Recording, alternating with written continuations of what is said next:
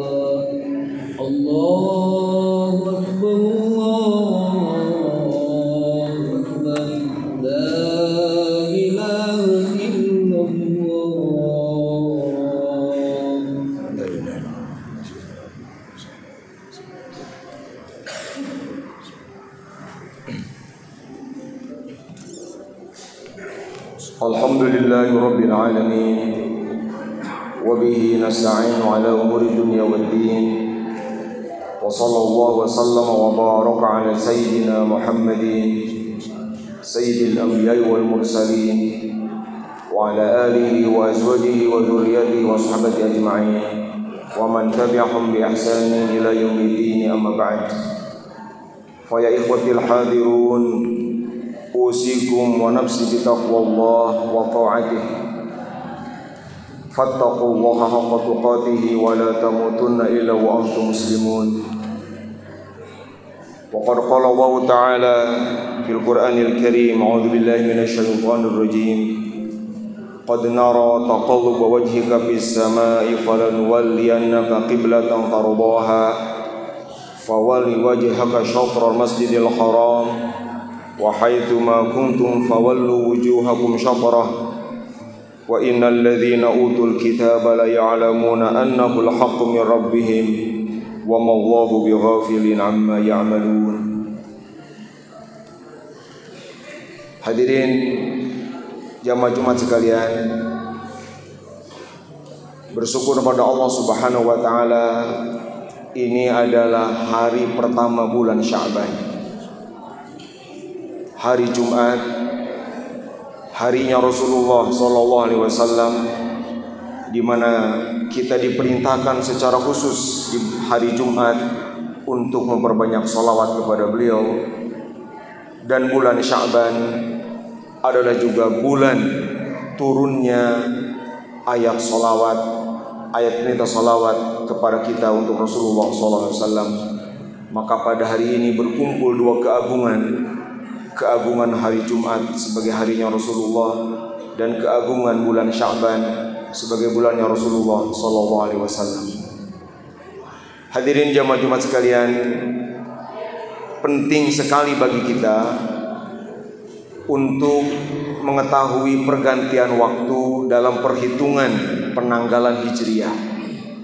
Walaupun dalam keseharian kita menggunakan penanggalan Masehi dan itu tidak terlalu bermasalah, tetapi jangan sampai kita lupa pada penanggalan Hijriah, sebab sangat banyak peristiwa-peristiwa penting di dalam sejarah Islam, di dalam perjalanan hidup dan dakwah Rasulullah SAW itu hanya bisa kita ingat, atau setidaknya lebih mudah kita ingat jika kita ingat bulan Sya'ban dan bulan-bulan lain dalam penanggalan Hijriah.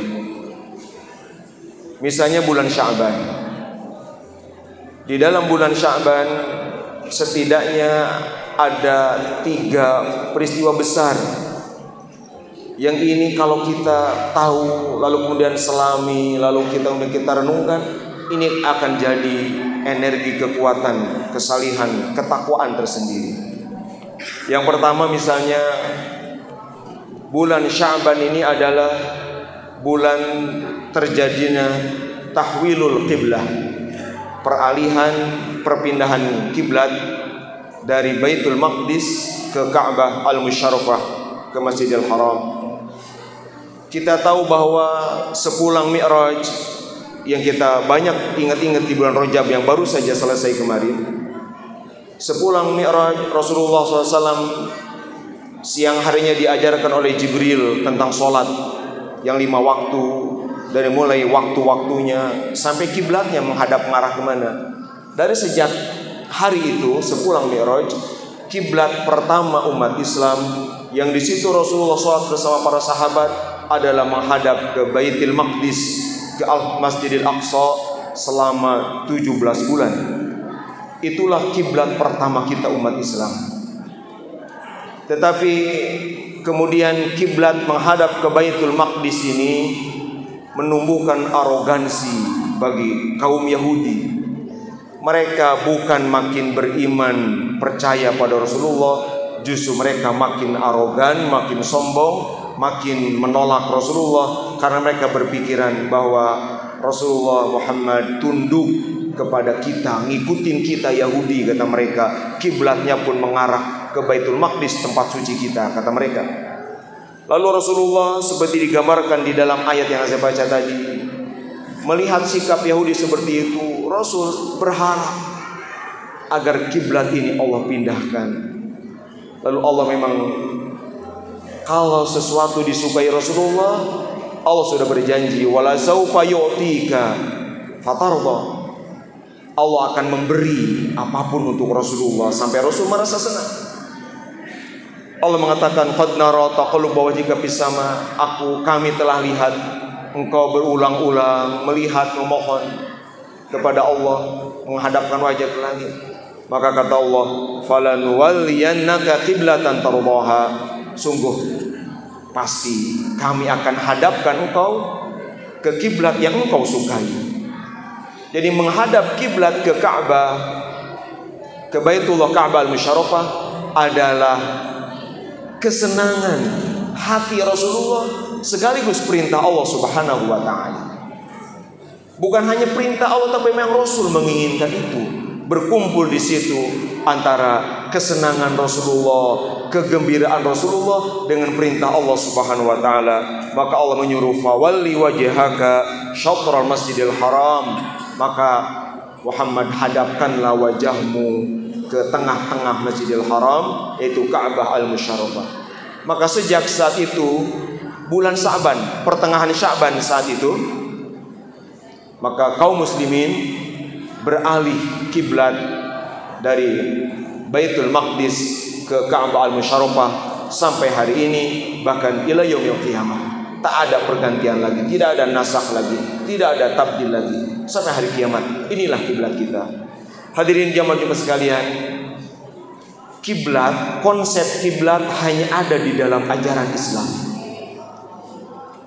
Seberbeda apapun kita, boleh kelompok beda, ormas boleh beda, mazhab boleh beda, pemikiran boleh beda, tetapi selama kita muslim, dimanapun masjid umat Islam di benua Asia, Afrika, Amerika, dimanapun penjuru bumi ini, maka kiblatnya sama, menghadap Ka'bah Al-Musyarrafah.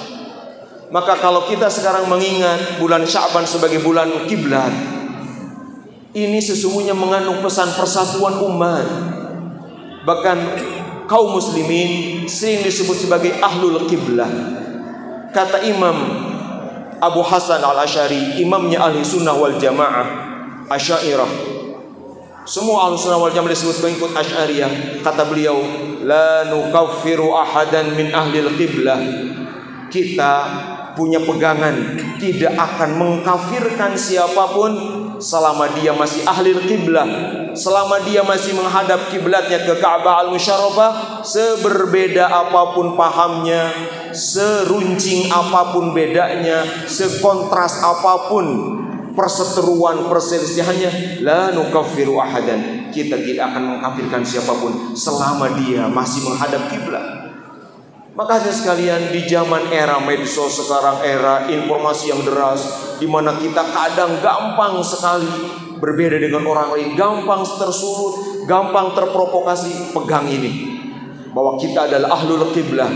Siapapun orangnya, apapun bedanya dengan kita, cari, ambil titik persamaan ini, bahwa sama-sama ahlul qiblah.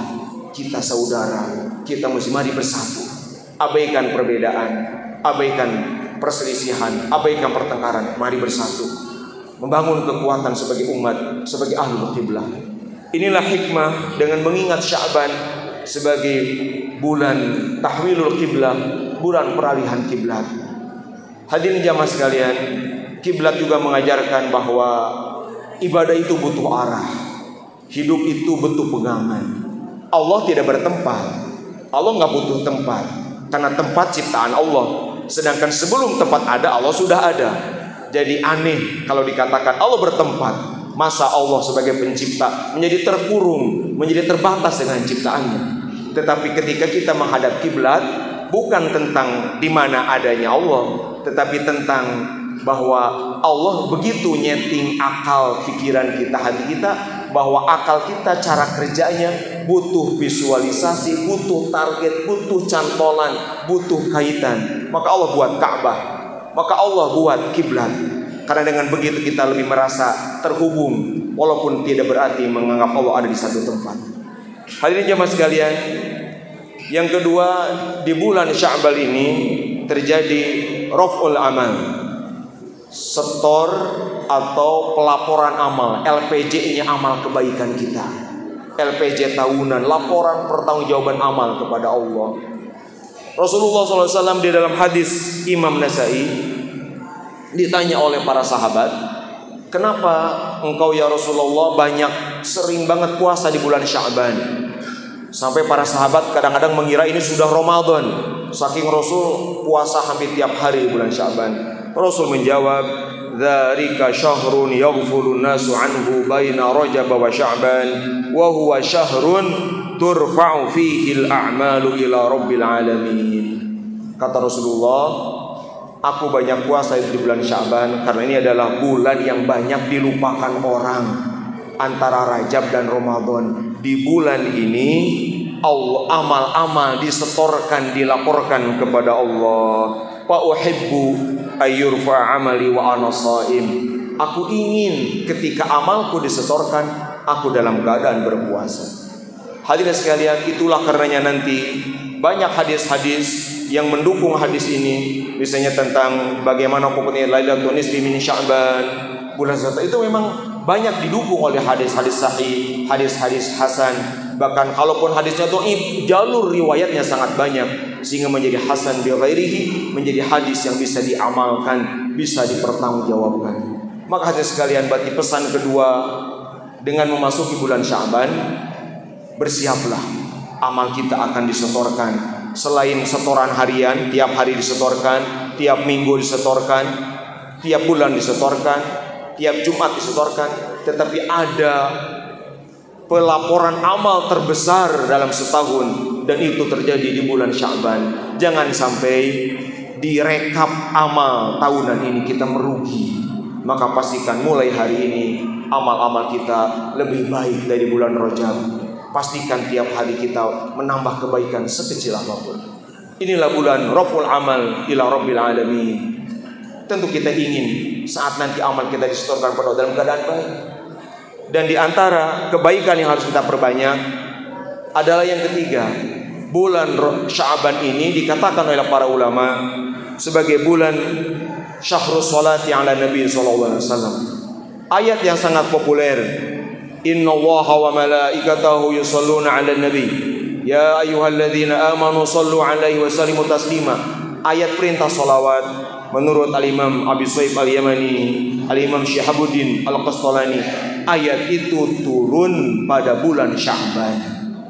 Ayat innallaha wa malaikatahu yusholluna 'alan nabi turun bulan Sya'ban, maka bulan Sya'ban adalah bulan salawat kepada Rasulullah SAW. Di dalam ayat itu dengan tegas Allah mengatakan sallu alaihi wa sallimu taslima. Ada perintah dari Allah. Hadirin sekalian, tentang sholawat setidaknya ada dua kesepakatan ulama, dua ittifaq fuqaha. Satu, semua ulama sepakat bahwa sholawat kepada Rasulullah hukumnya wajib, setidak-tidaknya marratan fil umr, sekali seumur hidup. Ini sepakat dulu ulama.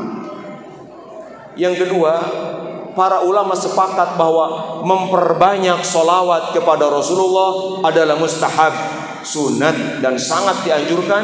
Dan itu telah dipraktekkan dengan sangat luar biasa oleh para sahabat, para tabi'in, atba tabi'in, para ulama mujtahid, para ulama-ulama pengarang kitab musannifin, sampai diwariskan pada ulama-ulama Nusantara. Memperbanyak sholawat. Dan ini hadirin sekalian bisa menjadi pilihan terbaik kita dalam menyambut setoran amal tadi. Tidak ada amal yang paling dicintai Allah daripada memperbanyak sholawat kepada Rasulullah SAW. Suatu hari Ubay bin Ka'ab bertanya kepada Rasulullah, berkata pada Rasulullah, inni uksiru sholata alaik. Ya Rasulullah, aku ingin memperbanyak sholawat kepadamu. Hadis sahih riwayat Tirmizi. Lalu kata Rasulullah, kata Ubay bin Ka'ab, "Fakam aj'alu laka min sholati?" Berapa banyak ya Rasul aku harus lakukan sholawat itu? Kata Rasulullah, "Masyita, terserah kamu, silakan berapa saja." Lalu kata Ubay bin Ka'ab, "Ar-rub'a, bagaimana kalau saya bersolawat di seperempat waktu-waktu santai saya, di seperempat waktu-waktu senggang saya, seperempat waktu itu akan saya pakai untuk bersolawat kepadamu." Apa kata Rasulullah? Masyita fa in zidta fa huwa khair. Terserah kamu, tetapi kalau kamu nambah itu lebih baik bagimu. Lalu kata Ubay mengatakan, "Anisf, bagaimana kalau setengah waktunya ya Rasul? Setengah waktuku akan ku habiskan untuk bersolawat kepadamu." Kata Rasulullah, "Masyita fa in zidta fa huwa khairul lak."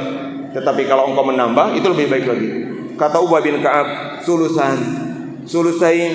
Ya Rasul, kalau begitu 2/3 waktuku akan aku habiskan untuk bersolawat kepadamu.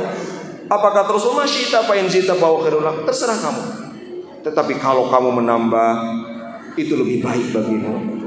Kata Ubay bin Ka'ab, aj'alu laka sholati kullaha.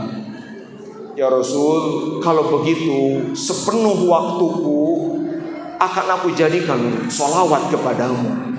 Setiap ada kesempatan aku tidak akan melakukan amal lain, aku akan bersolawat saja kepadamu. Apa jawaban Rasulullah? Idzan tukfa hammaka wa yughfaru laka dzanbuk. Nah, kalau begitu segala keinginanmu akan Allah penuhi. Segala keinginan, cita-cita, harapan, apa yang ada dalam benakmu akan Allah cukupi, Allah penuhi, dan semua dosamu akan Allah ampuni. Hadirin jamaah sekalian, begitulah respon Rasulullah kepada orang yang bertekad ingin memperbanyak sholawat kepadanya. Ini digambarkan di dalam ayat lain oleh Allah Subhanahu wa taala, huwallazi yusalli 'alaikum wa malaikatuhu liyukhrijakum minadh dhulumati ilan nur wa kana bil mu'minina rahima. Di dalam surat Al-Ahzab ini kata Allah, Allah dan para malaikatnya bersolawat kepada kalian. Apa solawat Allah kepada orang yang bersolawat? Liyukhrijakum minadh dhulumati ilan nur. Allah akan mengeluarkan kalian dari segala kegelapan menuju cahaya besar. Gelap, resah, menghadapi pandemi, menghadapi COVID atau wabah apapun, akan Allah keluarkan berkat salawat. gelap menghadapi krisis ekonomi, sulit ngurus masyarakat, sulit ngurus pemerintahan, sulit ngurus pribadi. Apapun saja kegelapan-kegelapan yang membuat pikiran kita kaldu, hati nggak tenang, akan Allah keluarkan menuju cahaya besar dengan berkah sholawat kepada Rasulullah SAW. Makanya sekalian, sebagai pesan takwa, saya mengajak, mari jadikan bulan Sa'ban ini kita makin dekat dengan Rasulullah, agar nanti saat amal kita disetorkan tahunan, kita dalam keadaan bersolawat dengan solawat terbaik terindah kepada Rasulullah SAW. Qala ta'ala, inna allaha wa malaikatahu yusalluna ala nabi ya ayyuhalladzina amanu sallu alaihi wa sallimu taslima. Barakallahu li wa lakum bima fihi minal ayati wa dzikril hakim wa taqabbala minni wa minkum tilawatahu innahu huwas samiul alim.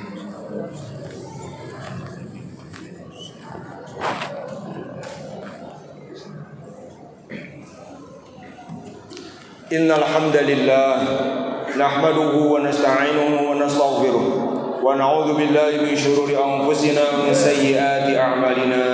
May yahdihillahu fala mudilla lahu wa may yudlil fala hadiya lahu. Ashhadu an la ilaha illallah wahdahu la syarika lahu wa ashhadu anna Muhammadan 'abduhu wa rasuluh man la nabiyya ba'dahu. Ayyuhal hadirun ittaqullah wa'malu shalihat wantahu 'anis sayyi'at. واعلموا أن الله تعالى أمر بأمر بدأ فيه بنفسه فقال إن الله وملائكته يصلون على النبي يا أيها الذين آمنوا صلوا عليه وسلموا تسليما. اللهم صل وسلم وبارك على سيدنا محمد ورضي الله تبارك وتعالى عن كل صحابة رسول الله أجمعين. اللهم اغفر للمسلمين والمسلمات والمؤمنين والمؤمنات الأحياء منهم والأموات. اللهم اغفر لنا ذنوبنا وكفر عنا سيئاتنا وتوفنا مع الأبرار. ربنا لا تؤاخذنا إن نسينا وأخطأنا. ربنا ولا تحمل علينا إصرا كما حملته على الذين من قبلنا. ربنا ولا تحملنا ما لا طاقة لنا به واعف عنا واغفر لنا وارحمنا أنت مولانا فانصرنا على القوم الكافرين.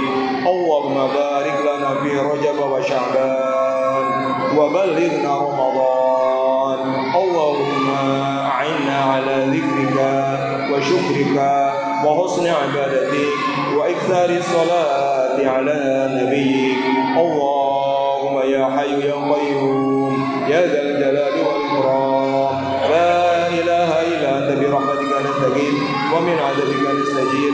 لا تكلنا إلى أنفسنا ولا إلى أحد من خلقك طرفة عين واصل لنا شؤوننا كلها بما أصعد به الصالحين. اللهم اجعلنا وإياهم في حفظك وعنايتك وعبادك وعيالك وجوارك وأمنك وأمانتك وحزبك وحدك وسترك ولطفك من كل شيطان وسلطان وإنس وجان وبغي وحاسد وسبب وحية وأقرب ومن شر كل دابة أنت آخذ بناصيتها إلى ربي على صراط مستقيم. ربنا آتنا في الدنيا حسنة وفي الآخرة حسنة وقنا عذاب النار وأدخلنا الجنة مع الأبرار يا عزيز يا غفار يا رب العالمين. عباد الله إن الله يأمر بالعدل والإحسان وإيتاء ذي القربى وينهى عن الفحشاء والمنكر والبغي يعظكم لعلكم تذكرون. فاذكروا الله يذكركم ولذكر الله أكبر.